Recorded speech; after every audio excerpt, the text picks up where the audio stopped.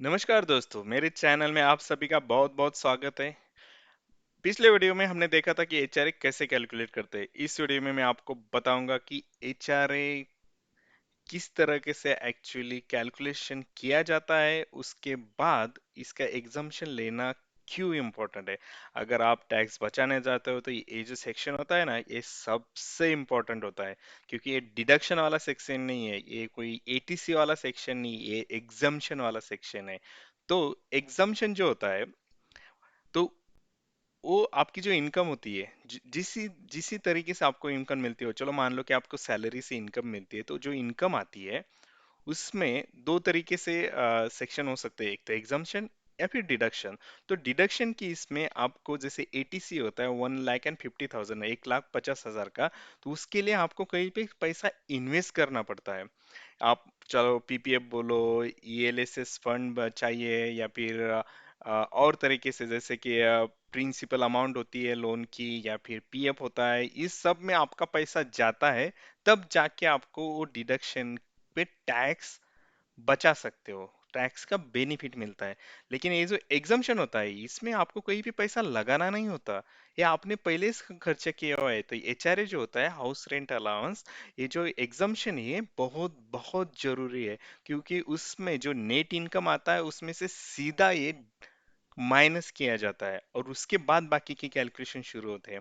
Okay, तो आपको समझा कि ये बहुत ही इंपॉर्टेंट है। अगर आपको लगता होगा कि एचआर एग्जाम्शन लेने के लिए आपको बहुत कुछ करना पड़ता होगा, तो बिल्कुल नहीं है, बहुत ही आसान तरीका है। मुझे तो लगता है बहुत सारे बंदे जो होते हैं वो एक्चुअली रेंट पे करते हैं, लेकिन आप पे भी नहीं करते हो, तब भी आप एग्जाम्शन ले सकते हो।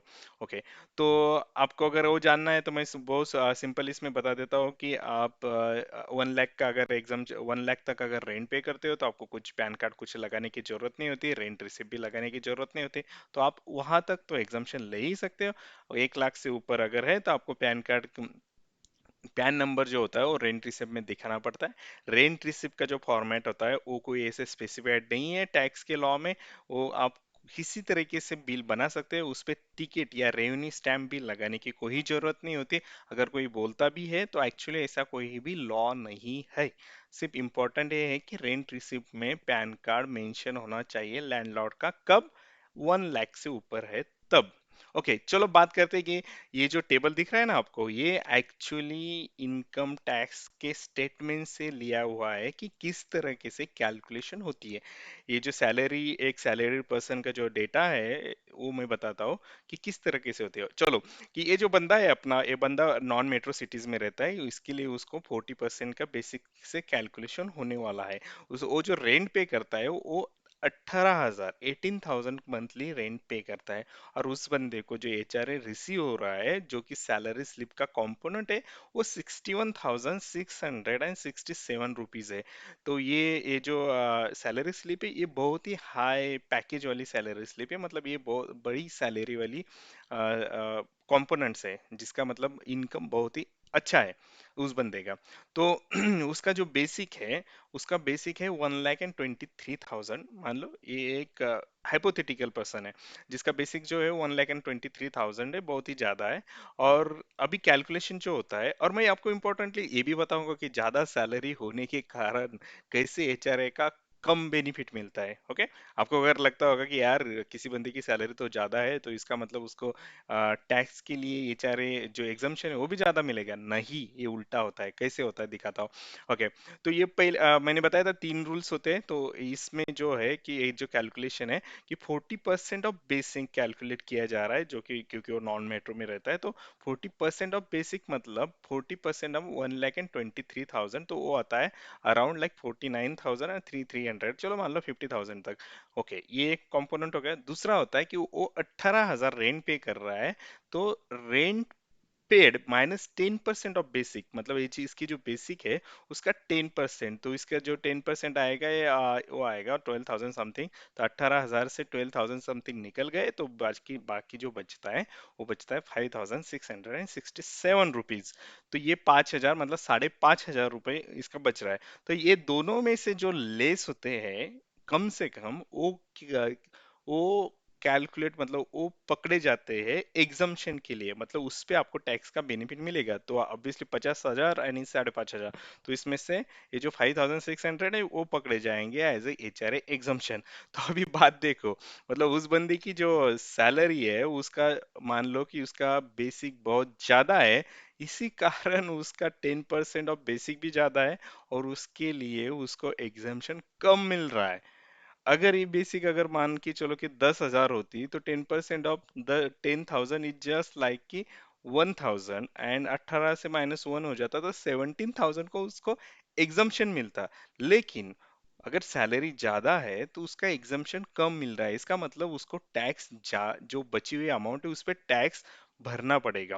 ओके, तो अगर आप इसके सब मंथ की अगर कैलकुलेशन किया जाए तो उसको इतने सारे इसमें सिर्फ 29,249 रुपीज की एग्जम्पशन मिलेगी। अब मैं और फिर से गौर कर रहा हूँ कि ये जो सेक्शन होता है ये अंडर 10 सेक्शन आता है इनकम टैक्स के स्टेटमेंट में। तो ये एग्जम्पशन होता है, मतलब सबसे पहले आपकी जो नेट इनकम में से ये माइनस किया जाएगा, उसके बाद बाकी की डिडक्शन कैलकुलेट होगी। जैसे डिडक्शन में ATC का 1,50,000 होता है, एनपीएस होता है अगर आप कंट्रीब्यूट कर रहे हैं, या फिर आप लोन है तो प्रिंसिपल अमाउंट जो होती है वो ATC में कैलकुलेट किए जाते हैं। इंटरेस्ट जो होता है वो मैक्सिमम 2 लाख तक आप एक टैक्स में दिखा सकते हैं। तो इस तरीके से आप टैक्स मतलब बचा सकते हो। मैं फिर से और एक बार दोहराता हूँ कि HRA क्लेम जरूर करना, क्योंकि ये बहुत ही अच्छी बात है। अगर दूसरी बात, अगर मान लो कि आपकी सैलरी मतलब हाई सैलरीड बंदा है, जैसे कि जिसकी 1 लाख की बेसिक सैलरी है, और वो 1 लाख तक मतलब 8,000 या 5 मतलब 10,000 रेंट पे करता हो, कम से कम रेंट पे भरता हो, तो उसको कुछ भी एग्जामेशन मिलने वाला नहीं है, क्योंकि उसका बेसिक जो ये होता है रेंट पेड -10% ऑफ बेसिक, वो उसका जीरो कर देगा, नलीफाई कर देगा, क्योंकि उसकी बेसिक बहुत ज्यादा है। तो जिस तरीके से बेसिक ज्यादा हो तो एग्जम्पशन कम मिलता है, अगर बेसिक कम हो तो एग्जम्पशन ज्यादा मिलता है।